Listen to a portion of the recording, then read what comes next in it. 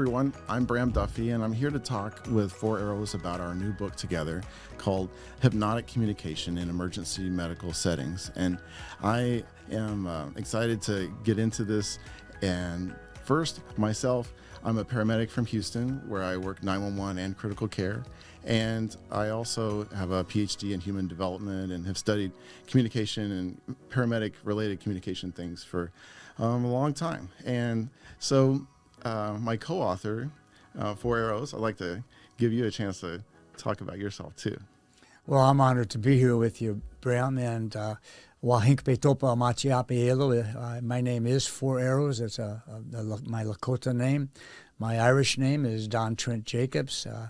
I've got doctorates in health psychology and education, and I am really been involved with this subject for many, many, many years, but Bram has brought me back into it again, and I'm very excited about our new book that's coming out in August, and we're going to talk about it, and Bram's created some questions that we can use as talking points. Yeah, so before I just hit us with the first question, I just want to say the title again. So Hypnotic Communication in Emergency Medical Settings, and the title is in itself shows that we're here to talk about communication and how we talk to people during emergencies. And my background is in this, and so is Four Arrows. We were able to meet, and now we have some good stuff for you all. So let me ask you, Four Arrows, how did you get into this? How, you are an expert on hypnosis. Why did you put your energy into this to get here? Well, I always define expert as somebody that's got a PowerPoint presentation and travels more than 20 miles. So I'm not a big guy on expertise, but yes, I've spent over 45 years in the field, one way or the other, of this phenomenon that we call hypnosis, a word that is full of misconceptions and misinterpretations, but is solid in the medical field and something that we all need to learn. I was interested in persuasive language initially, Bram, and I was always intrigued by the power of persuasive language. So I began to study hypnosis and became a hypnotherapist and a clinical psychologist. I had a degree in health psychology. I became a sports psychologist. And about 50% of the athletes back then used hypnosis for their sports. Now you can't find a gold medal athlete anywhere that has not used sports hypnosis.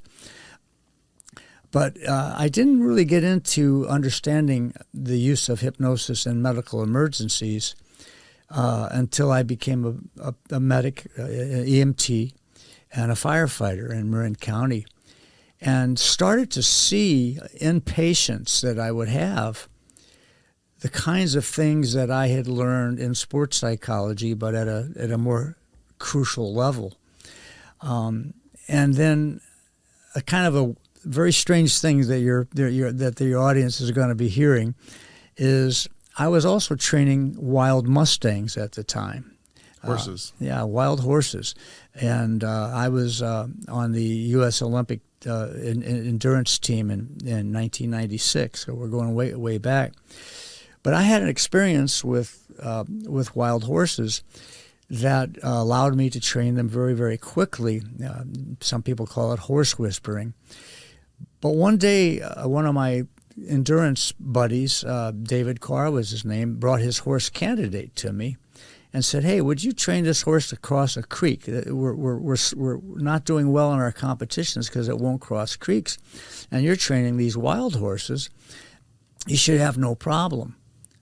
But I couldn't do it.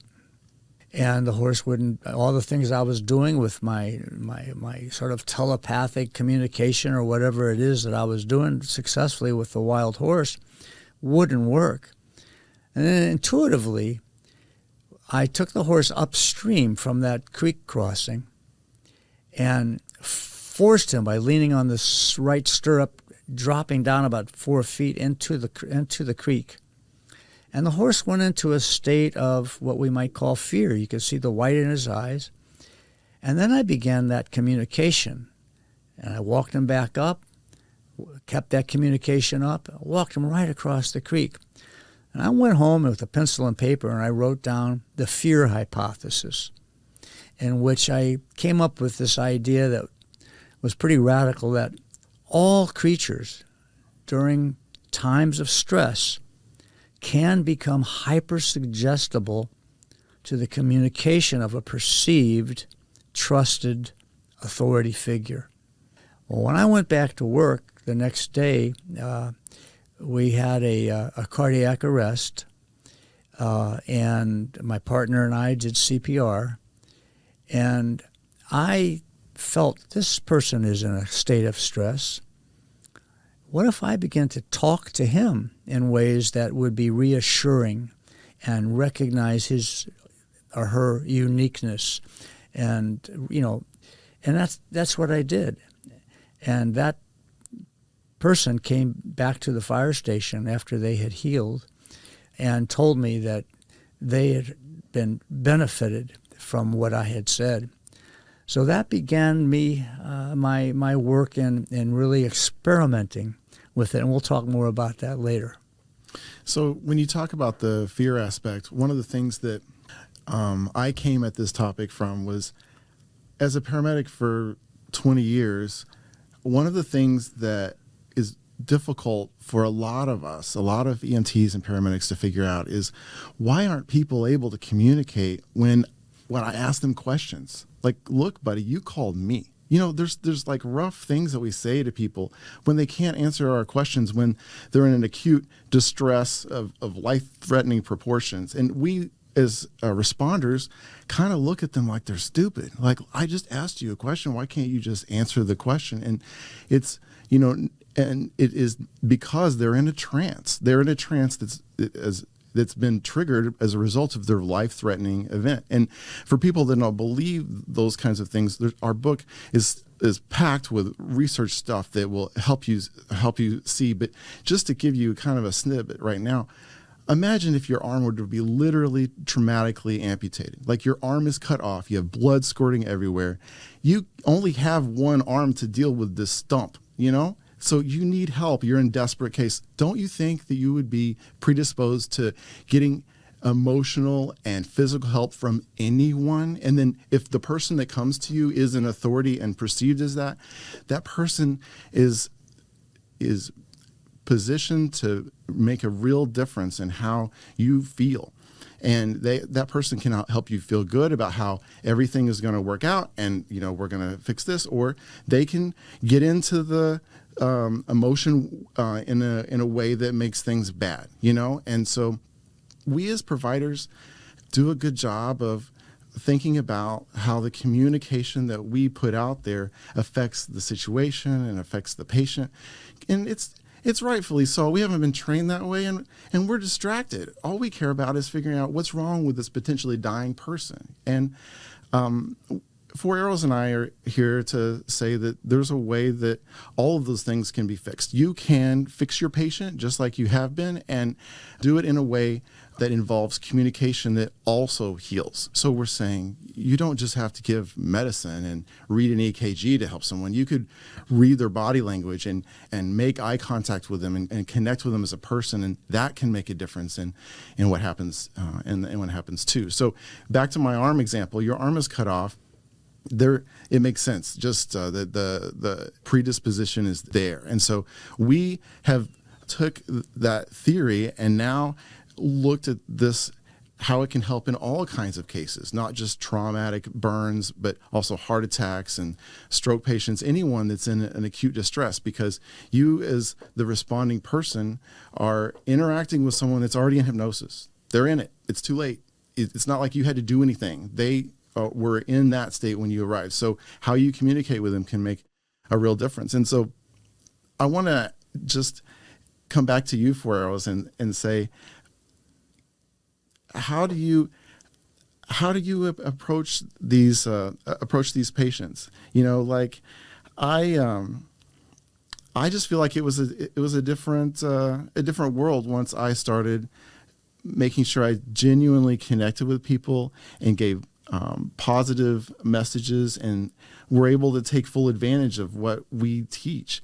And to know that I was doing it just by genuine connection and caring, and that makes a positive result. It's a big wow.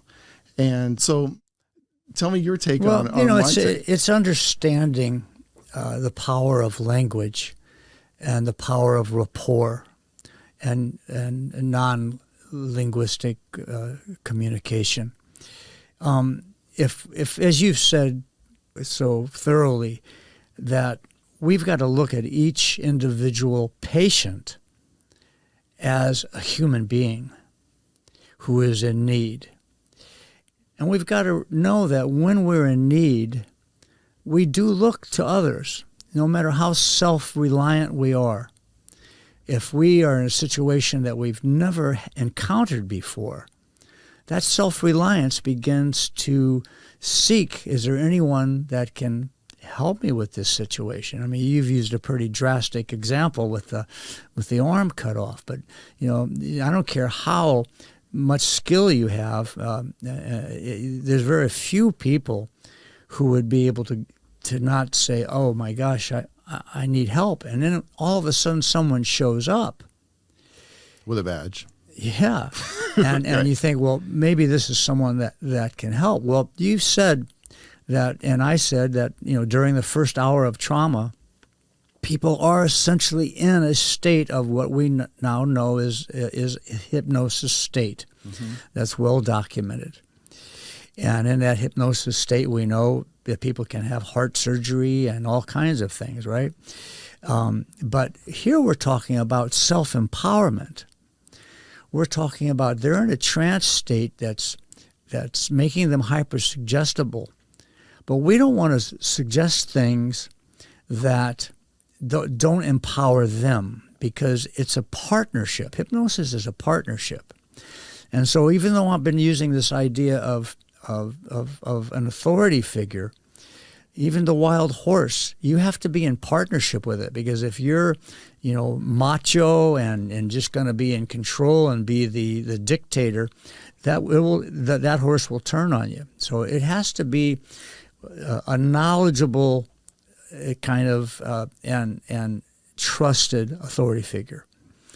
So if you come into that scene, if the first thing you do is take a breath and go, okay, this is a fellow human being, whatever age, whatever sex, who is in crisis, who is in pain, and I can help them, even if they were not trained paramedics and knowing exactly what kinds of medications or tourniquets needed to be used. If they understood that, this person is in a hyper-suggestible state and my words have power. Rudyard Kipling made this famous quote, "Words are mankind's most powerful drug." Well, I like to look at it from the positive side and say that they are the most powerful, life-enhancing thing that we can offer. They're sacred. And in the indigenous world, words are sacred. And so if you come up to that person and the first thing you do is get into rapport with them, my name is Bram, and I'm a trained paramedic. Mm-hmm. And you're in a situation here, and I know this is not comfortable, and that you're scared, and we're going to do everything we can to make sure that this is going to turn out all right. So I want you to listen to me. And now you're starting to develop rapport. And in our book, we talk about ways to do that. There's a whole variety of techniques that you can read about on how to build rapport. And once you start that process, you're empowering their autonomic nervous system to do all that an autonomic nervous system can do. And that, it has to do with controlling blood pressure, controlling bleeding, controlling burn inflammation response, on and on and on, controlling the effect of a poison. So many things are contingent upon what that optimal and in fear, those things get turned off. So you're actually coming in and turning on their power is a way I look at it, and you're there to help them get through this. So it's like any amount of mental effort that can be used to also help fix the physical problem is now being moved that direction to help also. And it's like every part of that person is now on the same page of, I'm going to get better. And this is what positive things happening. I would be amiss to not mention right now the way I came into this and the way I was so interested in this. I do have a background in communication. And so I do think about how I talk to people and the results that happen, and also from a persuasive perspective. And one of the things that made me attach myself to these principles so quickly was that I remember when I was being precepted for one of my 911 jobs, and it was in an agency that was fairly aggressive about how they expected things to be, and whether they be correct or not. And so I was running the 911 call, and I was being watched, and their evaluation of me was very harsh because I came into the scene and immediately introduced myself. And I said, I'm Bram Duffy. I'm a paramedic here to help you. And those were the first words out of my mouth. And they chastised me. They made fun of me. And I tell you, that's one way to get fire under me, to help me see things in a way that need my attention. And this is something that needed my attention. We don't need to be walking in and interrogating people. I would much rather think about the fact that it could be my mom on the ground there. I don't want to start shouting questions at my mom who's now broke her hip. It's much better to establish a rapport so that they're on the same page working with you. And all of those things are things that help us be mindful of making that genuine connection with the patient. And making that genuine connection is just one of the steps in our process that we talk about in our book. But all of these together work to provide the best outcome that we can push for, and involving the mental energies that now are put in line correctly with the physical energies. I have had patients where the actions that we need to take are not possible, right? We work in austere medicine and in places that are away from hospitals. And I remember I had a time where I had a patient who had esophageal varices that ruptured. That's blood blisters in your throat. Then he was bleeding to death. Oh, and it was so much worse than that. He had hepatitis. So the blood that he was vomiting and that he was dying from, was laden with hepatitis.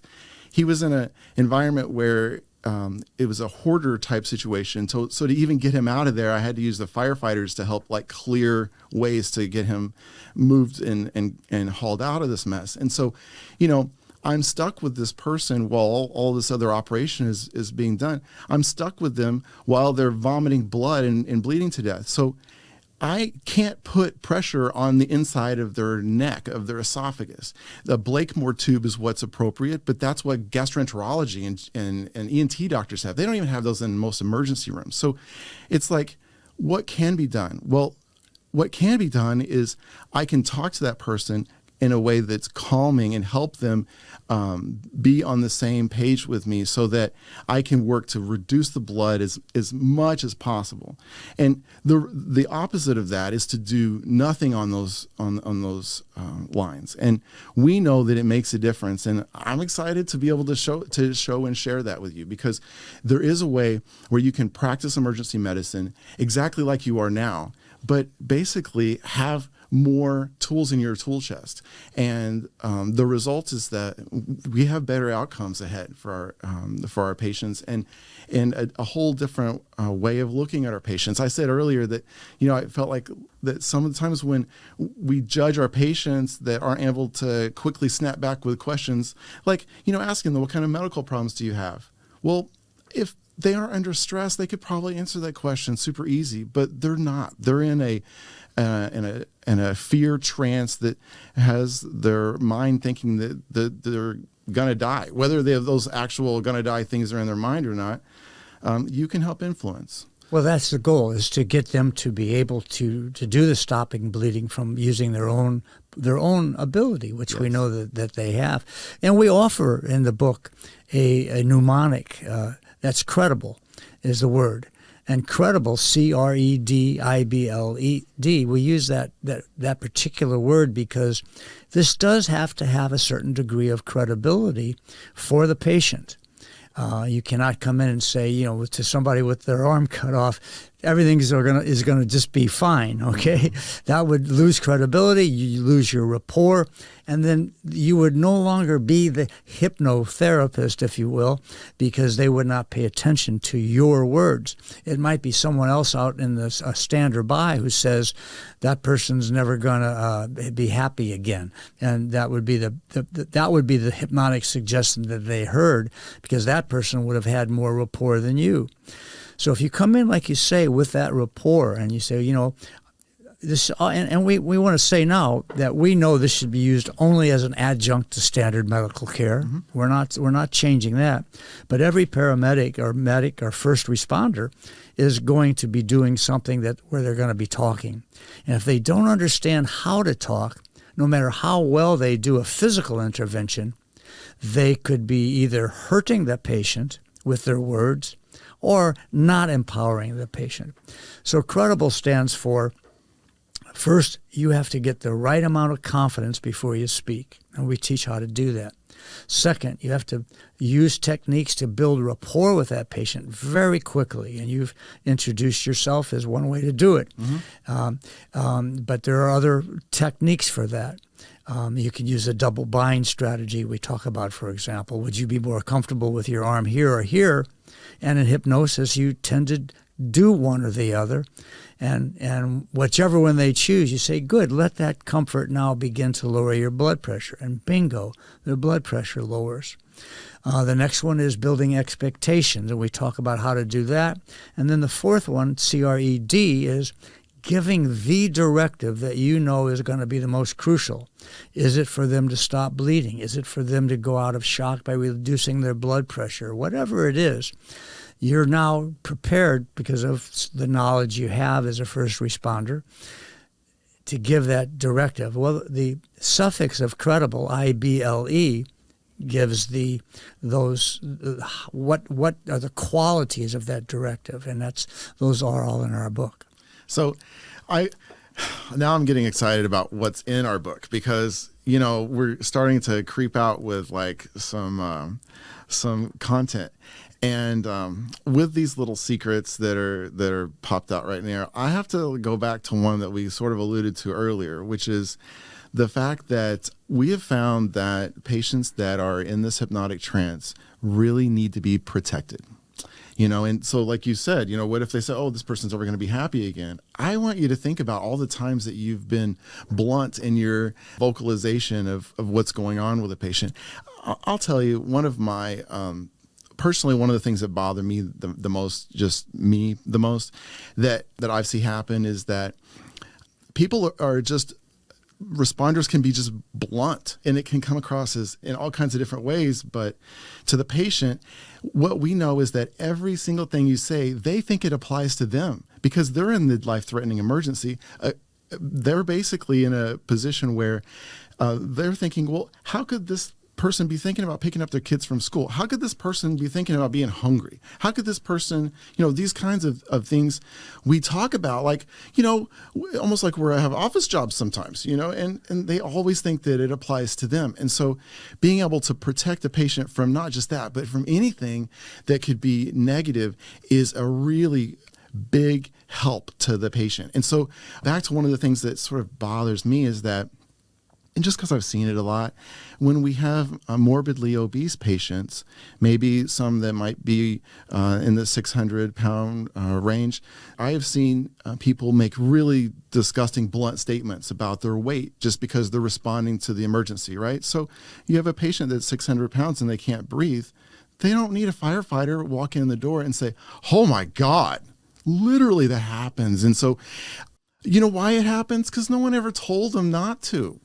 And so, no one ever let us as responders know that every single thing that comes out of our mouth, if it will always be interpreted by the patient a certain way. And now we realize that we have a patient who is in a hypnotic trance, those things could last for a lifetime with them. And our book talks, I'll let Pharrell talk next about this because I know he's queued up for it for sure, especially little kids. If we think about what might happen if they are involved in something that's traumatic, maybe they wouldn't ever want to be in that place again. You know, I can imagine if I was 10 years old and I was in a bad car wreck, I would never want to get in a car again. And especially the things that are said during that first hour can really make impact. I know you have some. Well, what you say about it's key that whatever is said, that person feels they're the center of attention, and that anything being said is going to be relating to them. And so, like you say, a couple of paramedics that have been working all day and going to one call or the other, and they may think this patient is unconscious. And while they're doing whatever they're doing with their equipment and their skills, one might say, "Hey, did you see the football game yesterday? Man, that guy killed that guy." Yes, great example. Well, you hear somebody saying that that guy's not going to make it or something, and all of a sudden they just catch a few of those words. There's enough research to show that can have that impact. Somebody in the back of the crowd could say, that guy's never going to walk again, and they could heal completely and still not be able to walk. And I've had clients that I've actually had to work on that. I do have a story about a little girl that really reflects what you're saying. We had a call into a place where they had sled racing dogs. And an 8-year-old girl had crawled into the kennel, and the dogs had tore up pretty good. Nothing real serious, but a lot of scrapes, a couple of avulsions, but and lacerations. Nothing real deep, but a lot of blood. And this young girl was on her back, just screaming and just turning almost blue, and her parents were standing above her with some other people and saying, "Honey, it's not that bad. Please sit up. You're going to be okay. It's not that bad." And she would just scream all the louder. And so when I arrived on the scene, I laid down with her right at her level, and I looked into her eyes, and I just said, "Oh my gosh, this is so scary. You must just really be so scared at all this blood." And she got that stop in her and was able to take a breath, and you could see her automatically going, "Hey, this is somebody know that's what I'm really feeling here, right?" And then, wow, look at all that blood, that beautiful red blood. I start to do these changes in imagery, because hypnosis is really just believing in ways that create an image. And then look at how that blood is cleaning all the dirt out of it, how beautiful you're doing that. But that one over here, right here, is pretty clean now, so go ahead and stop that one. And it stops. And the parents look like, "Oh my God, what is this, a miracle?" No. This is getting into rapport. This is being at the level of caring that allows words to be hypnotic, and that these hypnotic words, because you're assuming they are in spontaneous hypnosis, which we all go in and out of, and oftentimes our behaviors and our beliefs are framed by things that we weren't not given attention to, and that could be for good or for bad. Just like at the scene of an emergency, it could be for good or for bad, and you just have to be conscious of this. So there are a lot of stories like that. I remember another one was an asthma patient, and I think she was about 14 years old and was really almost turning blue. And this is a life-threatening thing, as you well know. And they had lost their breathing machine, and it was going to be a while before my buddy could get down the hill with his oxygen. And so I just got down and I started going, "Ah, wow." I started breathing difficultly with her. I bet it's really hard for you to breathe. And that's really scary, but notice. And then I started leading the way with a slower breath. But notice now, how much easier it's getting. And then she followed me. And in a matter of 10 or 15 seconds, she was breathing normally and her color returned. The parents were blown away. And it's because you were matching her communication, Yeah, getting on her level, exactly. helping her see. I want to encourage anyone who is new to this to focus your efforts on children. Think about how you communicate with kids first, because it's easier, honestly, because there's less judgment. You know, when you're trying to get on that person's level, especially when it's a child, you're able to get into that full mental state. It's less judgmental, maybe, you know, when you have your coworkers seeing you trying to get one-on-one with a person who's in a nursing home bed who, you know, is an adult. So they would think, you know, why can't, you know, you be normal with them? And, you know, when I work with kids, Two days ago, I had a kid who had a compound fracture of the humerus, and it was severe. And I know that one of the things that was most appreciated is exactly what you're talking about. The child knew that I knew that it hurt, and that, you know, I understood that. And so all of a sudden there's a trust there that didn't happen the same way for the parents, because like you're saying, it's pretty common for other people to support by saying, oh, it's not that bad, you're going to be okay. And here this kid is in genuine pain and has never experienced blood squirting from them before. So they don't believe them. They're not going to believe. So that's why they're not going to calm down until they can get until someone gets on their level that they can trust that what they believe is what they say. Also with children, I like to do distracting things and to help them get their mind off the situation. But it depends. Sometimes you need their mind on the situation to help you. So it's sort of situational. But back to, I want to encourage you that if you're nervous about using the hypnotic communication techniques from our book, to think about or practice in your mind and first with kids, because you don't personally feel. I know myself, I didn't personally feel the judgment as harshly until I could get better and better, because with little ones, their mind, their right brain is so much more open to creativity and to the things that would allow the mental images that you help them see connect with a positive result. Right, but adults will have, in that first hour, they're going to be very hypersuggestible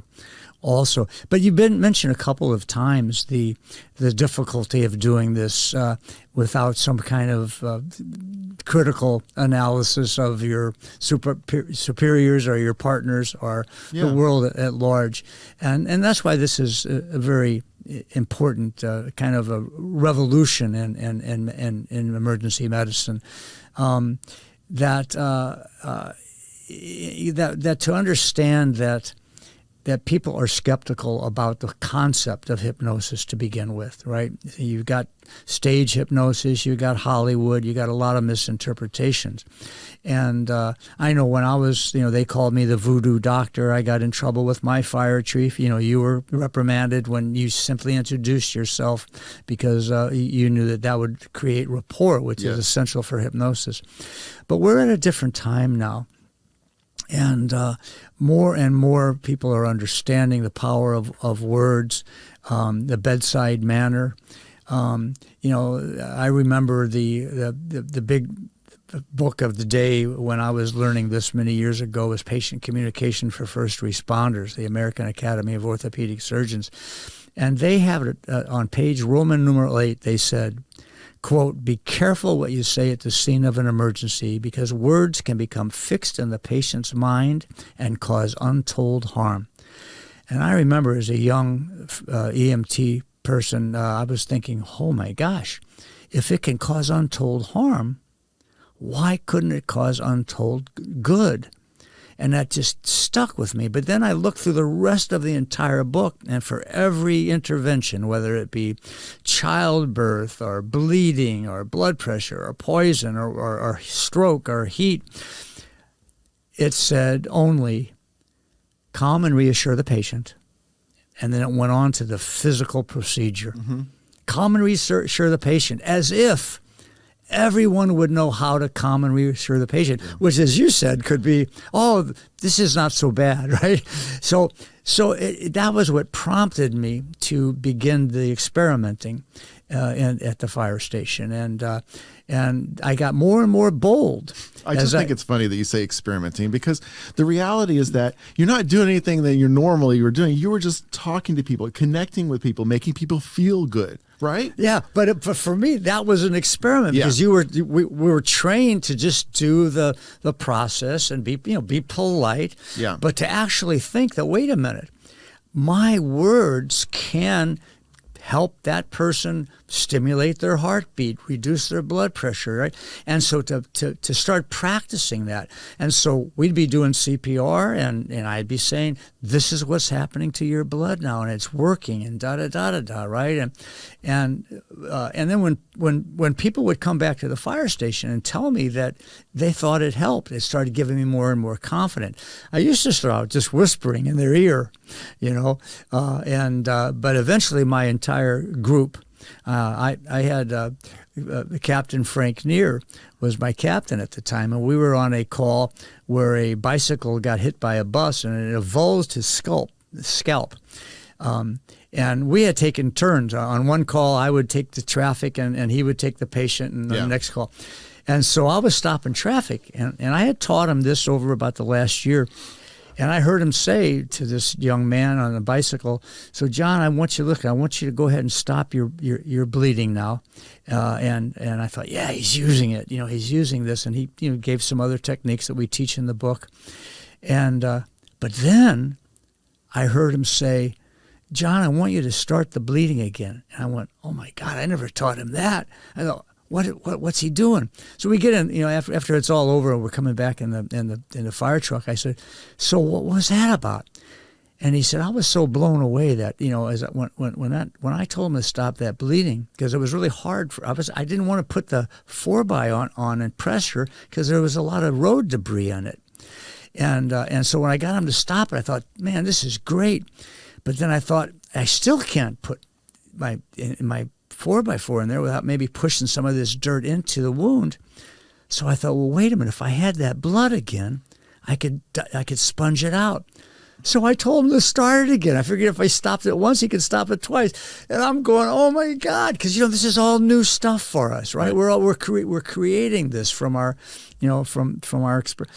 But eventually, I knew that this was what counted and what worked. And Norman Cousins, who was very famous at UCLA in their psychoneuroimmunology department, had written a book called Anatomy of an Illness. And we had made a video by this time, and I don't even know if that video is still available. We had all the firefighters doing different scenes and showing the different techniques of the different things. And he had come upon the video, and he contacted us, and he said, "We've been doing this at UCLA. We have to hire professional actors to come in to act happy or sad or whatever, to see if they can change their white blood cell count. And here you're showing us that you don't need actors.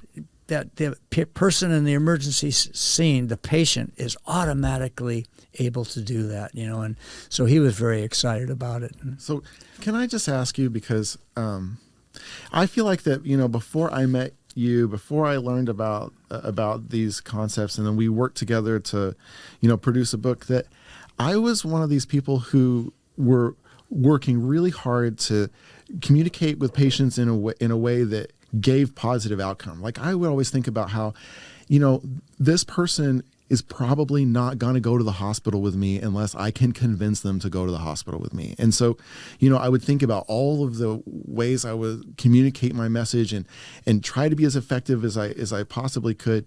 But the hypnosis part of this was totally lacking. I didn't realize then that the people that I am interacting with are in this state of hypnosis. So I guess I looked at this from a critical lens for years before finding this information and finding you.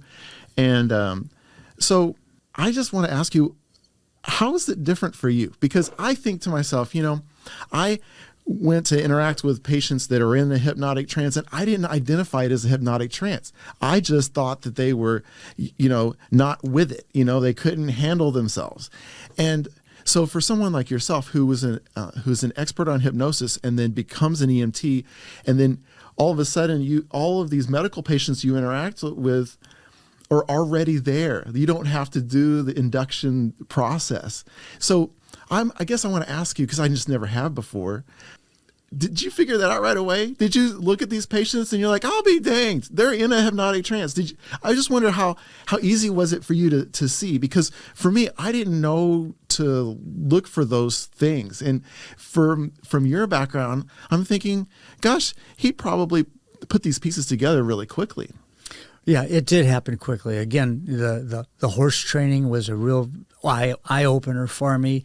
The idea that when in fear we become hypersuggestible, and that applies in the whole world of politics, including, right. But when I would come and I would see this patient and I could see the smoothness of the facial features. I could see the eye, and I thought, this person is in hypnosis. I don't have to induct them into hypnosis, and with some kind of one of the many approaches to do that. And so I started to speak with the hypnotic language, and which is what we teach in the book. And it's so.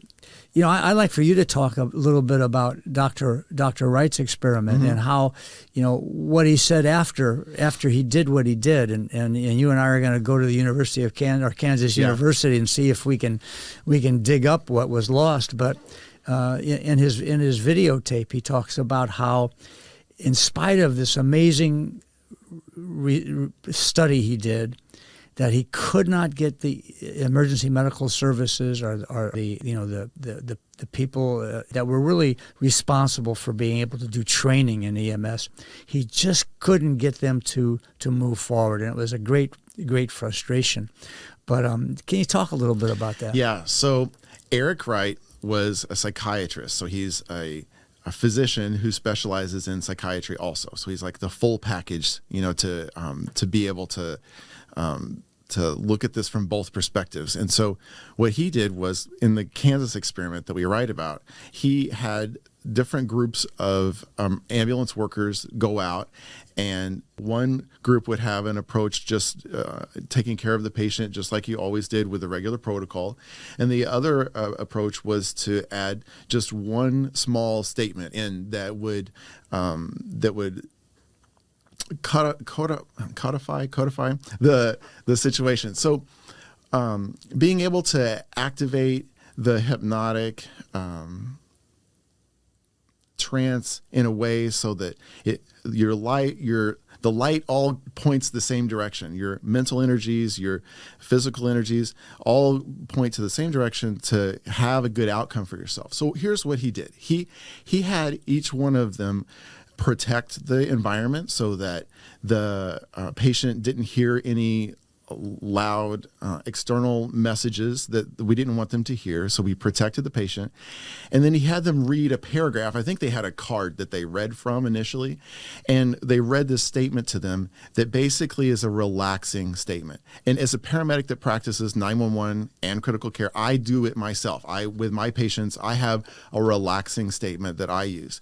And I can tell you what mine is later. But the thing is that it really depends on the patient, what they might need to hear. And I have a note here that that is from the original study. I know that that's what prompted us to get to this part, because I'd like for you to hear what he had the paramedics tell those patients. And I'll read it in a moment, the hypnotic message. But the result of the study was that the control group, the paramedics that were supposed to be not using these techniques, started using the techniques. So it messed the study up a little bit. And then also funding got cut because, probably related to controversy, just the word hypnosis in it all. Yeah, he said that the most difficult part of the experiment was keeping the people in the group that was using hypnosis from sharing how amazing the results were with their buddies who were in the other program, right? That was why that problem happened, So 4 Hours and I are big fans of Dr. Wright and his work. And 4 Hours is Dr. Wright has long since passed, but Fueros has worked to try to pull up anything that we can. And he's even spoke with his wife a number of years ago, trying to, and we were joking earlier about how we are going to go to the school where he taught, and they have an archive, and we're going to see what we can find about, other things that he's done connected and related to this because of our excitement. But anyway, please listen to the statement. So imagine that you're a patient who is suffering from chest pain, and a paramedic comes to you, and this is the statement that they might read from you from a card, or they might do something. Imagine being told something like this: "The worst is over. We're taking you to the hospital. Everything is being made ready. Let your body concentrate on repairing itself and feeling secure. Let your heart, your blood vessels, everything bring themselves to a state of preserving your life. We're going to bleed just enough to cleanse the wound and let the blood vessels close down so that your life is preserved. Your body weight, your body heat, everything is being maintained. Things are being made at the hospital for you. We're going to get there as quickly and safe as possible, and you're now in a safe position. The worst is over." So all of these were positive messages. And I'll tell you what, when I was 16 years old, I always knew I wanted to do emergency medicine my whole life. But when I was 16 years old, I took a first responder class where it was offered by the American Red Cross. And we had a EMT that was teaching the class at the local college. And I remember the first day, the first thing that he made clear is that he made sure that we knew that we're not in a position to tell people they're going to be okay. He literally told me, first day, first experience was you don't do that. And you don't know the reality. You don't know if they're going to live or die. You don't give them that kind of a reassurance. And it shocked me, I'll tell you. At the age of 16, taking that class at a junior college, I was like, what? Why would this EMT do this? And so, I never understood that, and I never agreed with that. And now that I feel like things have come full circle where, like, not only is that wrong, but we can do so much more with the power of our words just by taking full advantage of helping people feel good. It just, I think about the things that happen in my own life to make me feel good. Sometimes it's a hug from my spouse. If I'm in a distress of gargantuan proportion, a little hug is not going to fix me. And some of the things that we talk about in our book are super exciting to push the envelope and make a difference. Well, I think it's important to really emphasize that the results of his experiment were extraordinary. Yeah. And it wasn't until later, much later in the program, where people started in the control group to actually start wanting to use these things that they were shared with them. But early and throughout the program, they had the statistically significant differences in survival of patients, in time in the hospital. They had a whole number of criteria, and it was a staggering difference between the two. And I remember being really impressed at his passion when you could hear him on the videotape when he was presenting at the American Academy or at the Hypnosis Examiners Society. How frustrated he was that with such an experiment that people could not be moved to do this training. Well, the good news is this is like 40 years later, and I have another doctoral student who did a study in which he interviewed over 2,000 medics, EMTs or paramedics, and asked if they thought that hypnosis at the scene of an emergency existed. It was spontaneous, and most of them said, "No, I don't believe in that. I don't know anything about that." And then he read just one page that referred to the Wright experiment and to other good research, and said, "Would you go back and answer the questions again now that you've read this?" 80% said, you know what, this kind of makes sense to me now. I would like to pursue training in it. So this is a pretty big a pretty big number of participants, and he did his doctoral degree on this, just this simple outcome. So I think that we can have hope that when our book comes out in August, that maybe people will be open and responsive to it now. And we're hoping that the people listening to this little conversation between us will also get inspired to do it. Because even though we're kind of focusing on professional EMTs, to be honest with you, this is for anybody who's at the scene of a medical emergency. I know when I was teaching it, the people that were most interested were wilderness first aiders, Yes. where they knew there wasn't going to be a lot of equipment and help and hospitals, and they found that this was the most life-saving thing they could do. So we're looking forward to you people out there getting into this book and really and calling up Dr. Duffy here and doing one of his trainings on it. Well, there's a lot to come out of this book, and one of the things that I say is that I'm not a professional hypnosis person. I am just another paramedic who was lucky enough to fall into this and make use of these communication techniques, and it makes me think about what our world could look like if this was a mainstream process. And one of the things is that we know that, especially with hypnosis, the first interaction triggers something.